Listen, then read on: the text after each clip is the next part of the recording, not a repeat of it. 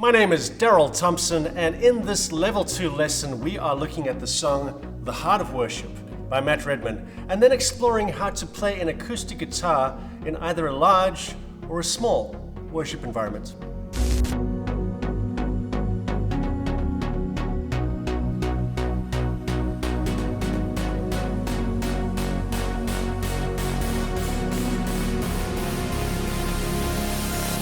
So let's start with how to play an acoustic guitar in a small worship environment. Why is this important? Well, even though we love to watch recordings of worship being done by amazing churches like Hillsong and Bethel, not everybody comes from a church as large as these churches, which means they don't have access to either the resources or the people to make those amazing moments happen. Another reason why it's a good idea to look at the acoustic guitar in a smaller worship environment is because sometimes you want to mix up your worship. Maybe you want to strip back your worship team. And when this happens, the acoustic guitar plays an integral part. So how would you play the song, The Heart of Worship, in an intimate worship environment? Well, if you know the song, like most worship songs, the song starts out gently. And so as an acoustic guitarist, you want to not be afraid to let the keyboard player do most of the work at this stage. The great thing about keys is that with both the left and the right hand being played, there is a fullness that a keyboard will produce. As well as all the effects that keyboards have, you really want to leave just that first part of the song to keys alone. Now what you'll do is you'll gradually come in, because you want to create a contrast between the first moments of the song and the power that is going to come a bit later. And so your job is to gradually grow your part in the song.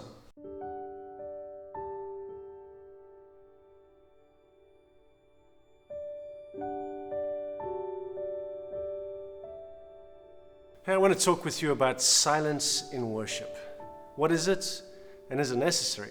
I think for most people, silence is actually the enemy, because we have this tension in our church service, in our worship service especially, where we're trying to get people engaged, trying to keep people focused and moving forward.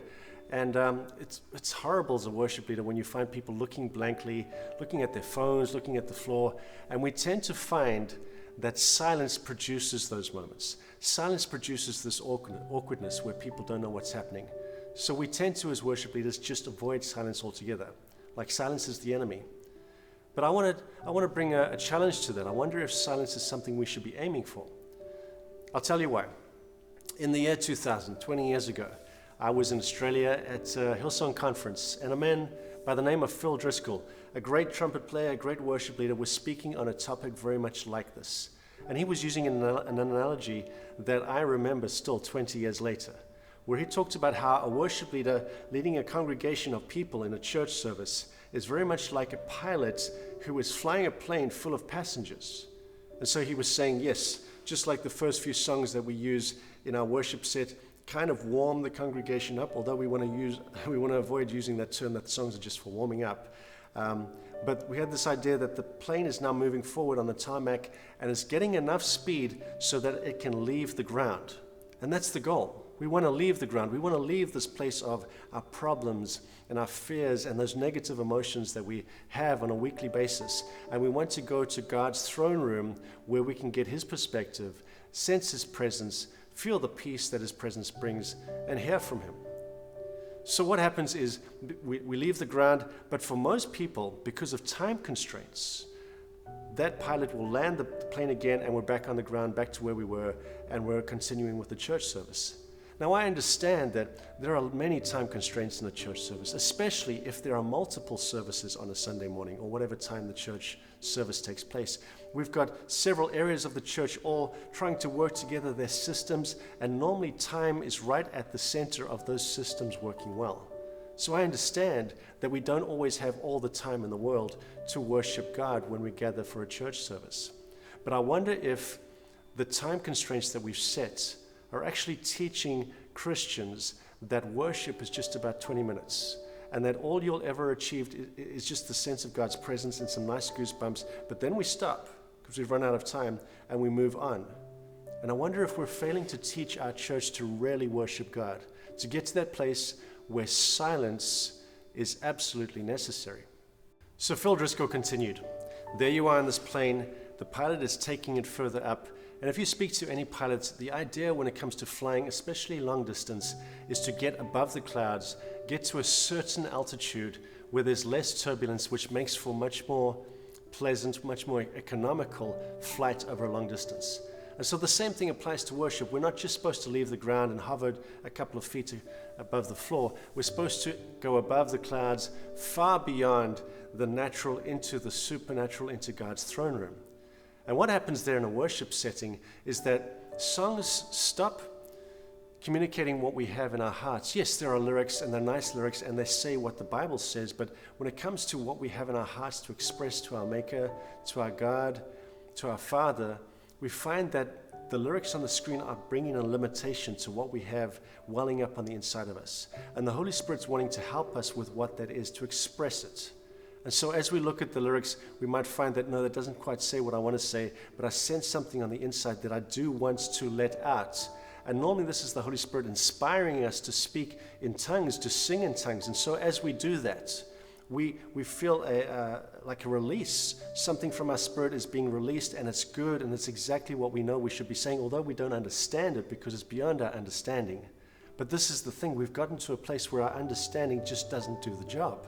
It's now a place where our spirit is more capable of expressing what we need to express in this moment. And so Phil Driscoll talks about this place where it is spirit to spirit, our spirit to God's spirit, us speaking to Him from what's in us, in our spirit, to Him receiving it as a spirit. Now then this goes even further. It gets to a place where I'm bowing before God's throne. I'm in the presence of my Creator, the God above all gods, God Almighty. I'm in His throne room, and words are not enough. In fact, words may even be inappropriate at this point. And so I just want to be still. I just want to be silent. I just want to bask in His presence and hear Him whisper to me, sense His love for me, and let Him know, Lord, I humble myself before You. I have nothing to offer You except all that I am. And that's not good enough as far as I'm concerned, but I give it to You gladly. I give it to You freely. Lord, receive my worship. And in these moments, the Holy Spirit will heal. The Holy Spirit will instruct. The Holy Spirit will guide. This is amazing stuff, guys. I'm not saying that we're worshiping God, going this far, going so deep so we can just get stuff from God. That's not the idea. It's a give and take. It's a two-way. But the thing is, I think we're cutting our congregation far short of that by, hey, we just left the ground and we're back on the tarmac again. Let's give ourselves moments. It may not be in every service because of limitations. I understand that. But do we at least have one place where we can express this, where we can go further, where we can go deeper? Because when we practice going deeper, we get good at going deeper. And we teach our congregation what it means to be in the presence of God.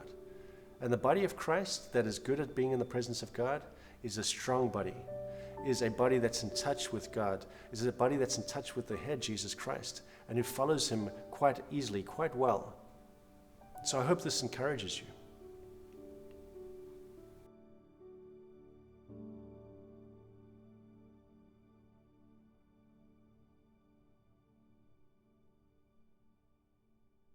So in this intimate example of your worship setting, let's say that the keyboardist was playing purely chords, no extra rhythms, which is fine because that would fill up space, but that also means that certain things are missing from the song, especially as the song grows. As the song grows, you want to access more things that create a sense of power and growth. And that's where you, as the acoustic guitarist, can add some things. You can add some elements like emphasizing certain beats, and you can change the intensity of your strumming patterns to create certain rhythms.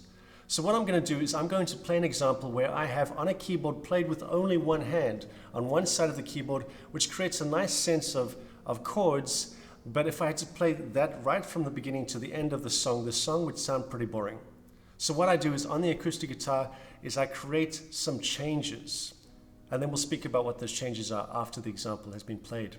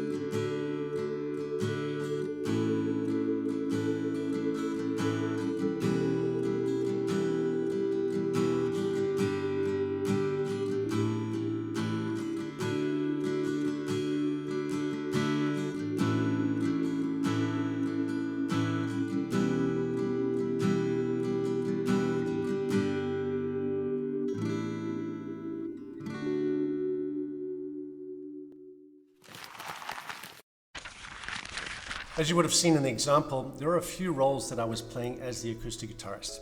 Number one, I was playing chords to accompany the piano, and so that produced a fuller sound.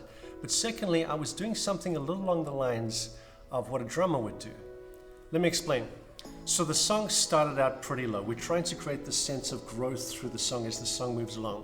So to give that sense of these are only the initial stages of the song, I kept to the higher strings of the guitar, the G, B, and E, which are gentler. I wanted to save the power for when I needed it later. I kept it in reserve. And my power comes in the lower strings, the E, A, and D strings. So in the first verse, I played the G, B, and E strings. I played a nice strumming pattern. And then as the pre-chorus came, I moved towards the lower strings. Now you'll notice in the pre-chorus that you've got the chords E minor, D over F sharp, and A sus4. And these chords, the sound of these chords produces a sense of building, growing, which I wanted to emphasize with my guitar. So I took some of the reserves from that power that I was storing for later, and I used them in the pre-chorus. You'll notice that I played some of the bottom strings, the E, A, and the D strings. But then when I got to the A sus4 for the last time, as I'm about to go into the chorus, this is the moment where you want to be building. So like a drummer would do, with the floor tom, the snare, and the kick drum, building on that last chord before going to the first note of the first bar of the chorus, giving that sense of ramping up into something. I did the same thing on my acoustic guitar. I built towards that first chord, the D chord. But then when I got to the chorus, now it was all guns blazing. And so I had played all 6 strings, and the strumming pattern that I used was quite busy. And this produces that sense of growing to a place of reaching the mountaintop, which has an emotional effect, and it keeps people excited about the music that they're listening to. Okay, now that we've talked about how an acoustic guitar can, in a small setting, help a song to build and grow, and for a song to have life, let's talk about how an acoustic guitar should be played in a large worship team. Now I'm talking about a team that has drums, bass guitar, electric guitars, the works. And so there could be a lot to be said about this topic. But I think I want to firstly talk to you about motivation. What is our motivation as a musician in a worship team? Are we there to help, to serve the congregation, to lead them in worship, to serve the song? And I'll explain what that means in a moment. Or are we there to show everybody how awesome we are and all these amazing tricks that we can do on our instrument? Well, I'm hoping that for you, you want to serve the people, that you want to worship God, you want to help them to worship God. Now, what does it mean to serve the song? This means that our goal is to make the song sound good more than it is to make ourselves sound good, which means we're listening as we play the song, which means we're aware of when we should play, and get this, surprise, surprise, when we shouldn't play. Isn't that amazing to think that a worship team member wouldn't play? But now, that would mean that as the song is moving along, as the life of the song, as it's breathing, as it's going from place to place, as it's growing and it's descending, all those things are happening in a song. You are paying attention as a musician to what the song is doing and seeing if you can help that process, or if you just need to pull back a bit. Which means that throughout the song, you would be doing several things. Sometimes you would be playing pretty strong. But then there would be times when you're holding back a bit, playing very little, supporting a lot, and then there would be times when you're not doing anything at all. And that means, and I'm hoping you see this, you would get fulfillment out of the end product, knowing that you played a part, along with the larger team, in the bigger picture of the song, of making the whole song sound and feel amazing. That's a great motivation. In most worship sets, you'll find that the worship leader starts the set with faster songs, the louder songs. And in those songs, normally the acoustic guitar is pretty drowned out. But then as the worship set moves towards the more intimate songs, the more gentle songs, the acoustic guitar has a part to play there. However, when those songs start to grow, again, the acoustic guitar gets drowned out. Now, this is why you'll find that in most worship teams, the worship leader is playing an acoustic guitar, because the acoustic guitar plays such a minor role. Now, does that mean that if you are an acoustic guitar and that's all you do, you don't sing when you're up on stage, all you do is play an acoustic guitar, does that mean because your role is so minor that it's basically pointless, you might as well give up playing the guitar? I would say no. I would say that more important than playing an instrument and playing it well You are bringing your faith, and you're bringing your worship, and you're joining with everybody else's faith and their worship and giving glory to God. And that is the most important thing about what you do, more than playing your instrument. Now, at the same time, you want to make sure that you're playing your instrument well. So how do you do that in a larger worship team? Well, recognize that yes, you are going to be drowned out, but what you will find a lot of the time is the sound that you might hear from an acoustic guitar once all the other instruments are playing as loud as they do, is that your acoustic guitar could in some cases sound like a very soft percussive instrument.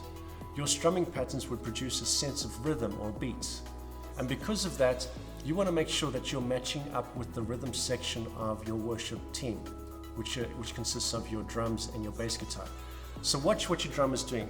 Match the beats that the drummer is playing. Make sure you're accenting the same beats as they are. Make sure that you are complementing what they're doing, which is what every person in the worship team should be doing anyway. Everybody's trying to play together, but especially you as a minor percussive instrument who plays chords on the side.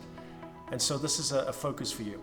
Again, all you're doing while you're on stage, recognizing that you're being drowned out, is you're playing your part and seeing what you can do to contribute towards this bigger picture that the congregation is getting from this song that you are helping to play.